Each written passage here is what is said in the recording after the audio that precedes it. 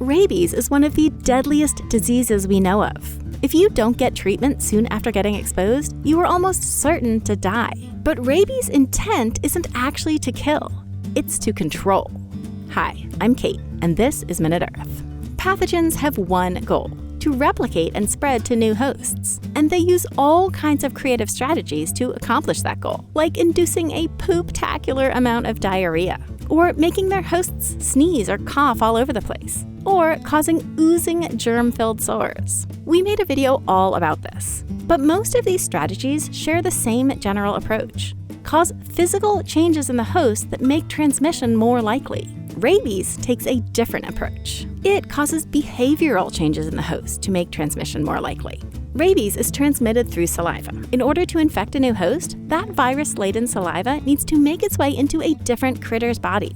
Once it's in there, unlike most pathogens, which move through the bloodstream, rabies viruses travel through their host's nerves. It's not a fast way to travel. The viruses only advance a few inches a day, but it helps hide them from the host's immune system, and it's a direct route to rabies' desired destination, the brain.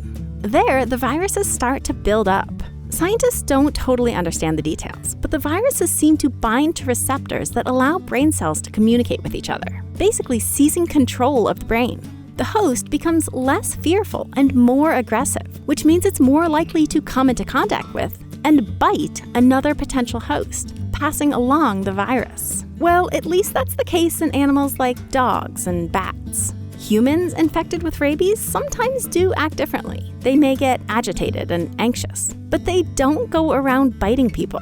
Probably because, unlike rabies' normal hosts, humans' instincts to bite aren't that strong in the first place. As a result, humans are almost always a dead-end host for rabies. And speaking of dead, the clever way that rabies tries to ensure its transmission, by interrupting the brain's normal operation, causes serious collateral damage for its hosts, no matter what species they are. Because the brain is the control center not just for a critter's behavior, but also for its entire body. If brain cells can't communicate with each other properly, they can't coordinate the signals needed to keep the host breathing, its blood pumping, its muscles moving. These systems spiral into more and more disorder. Eventually, they fail completely, and the host dies. That is, unless you interrupt rabies' long, strange trip before it's able to make much headway toward the brain. The disease moves so slowly that you can get vaccinated even after you get infected, because there's still enough time to train your body to recognize and fight off the disease.